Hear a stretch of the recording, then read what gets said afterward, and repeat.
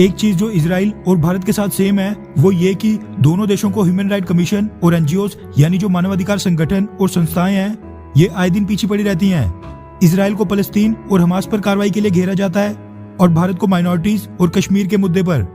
फिर चाहे दोष किसी का भी हो या ग्राउंड रियलिटी कुछ भी हो, वैसे भारत में मानवाधिकार उल्लंघन या फिर कश्मीर को लेकर यूएन में जब भी कोई वोटिंग हुई है, इजराइल बढ़ चढ़कर भारत के समर्थन में वोटिंग करता है, लेकिन भारत हिसाब बराबर करने में चूक जाता है और कुछ कूटनीतिक मजबूरियों के कारण यहाँ भी हम इजराइल के पक्ष में खड़े नहीं हो पाते हैं। लेकिन इजराइल तब भी भारत का समर्थन करने से पीछे कभी नहीं हटता है,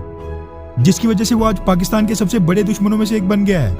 और इजराइल और पाकिस्तान की ये दुश्मनी कितनी कट्टर हो गई है, इस बात का अंदाजा आप इसी बात से लगा सकते हैं कि इस महीने की 19 मई को जब अभी हमास और इजराइल के बीच सीजफायर की घोषणा नहीं हुई थी और इजराइल हमास पर लगातार एयर स्ट्राइक्स कर रहा था, पाकिस्तान फलस्तीन के हक के लिए इजराइल के खिलाफ यूएन में ह्यूमन राइट वॉयलेशन का मुद्दा उठाने चले गया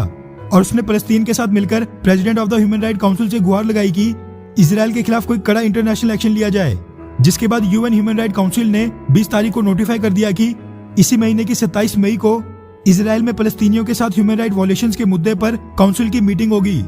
हालांकि इसके अगले दिन यानी 21 मई को हमास और इजराइल के बीच सीजफायर की घोषणा हो गई थी,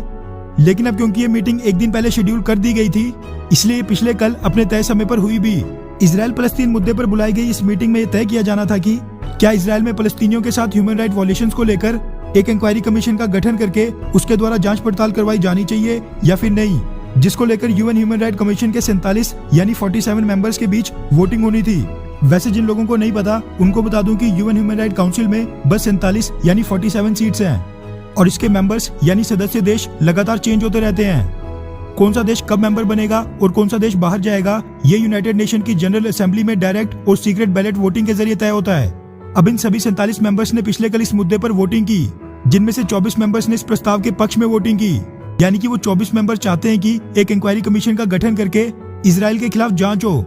वहीं 9 मेंबर्स ने इस प्रस्ताव को पूरी तरह रिजेक्ट कर दिया और 14 मेंबर्स ऐसे थे जिन्होंने इस प्रस्ताव पर वोटिंग का बहिष्कार कर दिया, यानी ना इस प्रस्ताव के पक्ष में वोट किया ना ही विपक्ष में। भारत की बात करें तो भारत भी इन 14 मेंबर्स में से एक था जिसने इस वोटिंग प्रक्रिया को पूरी तरह इग्नोर किया। मगर अब क्योंकि मेजोरिटी 24 मेंबर्स के साथ इंक्वायरी कमीशन के गठन के साथ थी, इसलिए अब एक इंक्वायरी कमीशन का गठन किया जाएगा जो ईस्ट जेरूसलम और फलस्तीनियों के साथ हो रही ह्यूमन राइट वॉयलेशंस की जांच पड़ताल करेगा। वहीं इजराइल की बात करें तो इजराइल के प्रेसिडेंट बेंजामिन नेतन्याहू ने इस तरह की किसी भी जांच में सहयोग देने से पूरी तरह मना कर दिया है और कहा है कि हम इस तरह की किसी भी इंक्वायरी में कोऑपरेट बिल्कुल नहीं करेंगे। वैसे मुख्य देशों की बात करें तो Pakistan, China, Russia, Bangladesh, Mexico ने इजराइल के खिलाफ वोट किया था और कहा था कि इजराइल के खिलाफ ह्यूमन राइट वॉयलेशंस की जांच होनी चाहिए। वहीं जर्मनी, ब्रिटेन और ऑस्ट्रिया ने इजराइल के समर्थन में वोट किया था। दूसरी तरफ भारत के साथ साथ फ्रांस, जापान, इटली, नेपाल, इन सभी मुख्य देशों ने वोटिंग में हिस्सा ही नहीं लिया था। खैर, अब ये प्रस्ताव तो यूएन ह्यूमन राइट काउंसिल से पास हो ही गया है, जिसके बाद अब इन्वेस्टिगेशन चलेगी और फिर रिपोर्ट सबमिट होगी जिसमें लिखा होगा कि इजराइल फलस्तीनियों के खिलाफ कौन सी ह्यूमन राइट वॉयलेशंस कर रहा है और उसको लेकर इजराइल पर क्या कार्रवाई की जानी चाहिए। वहीं इजराइल के प्रेसिडेंट बेंजामिन नेतन्याहू ने फिर से एक बार साफ कर दिया है कि जरूरत पड़ी तो वो सीजफायर तोड़कर दोबारा से हमास पर एयर स्ट्राइक्स करना शुरू कर देंगे।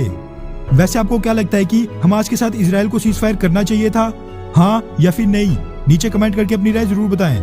अच्छा सुनो, चैनल को सब्सक्राइब करो, उसके बाद घंटी बजा देना ताकि अगली वीडियो आपसे मिस ना हो पाए। Thank you.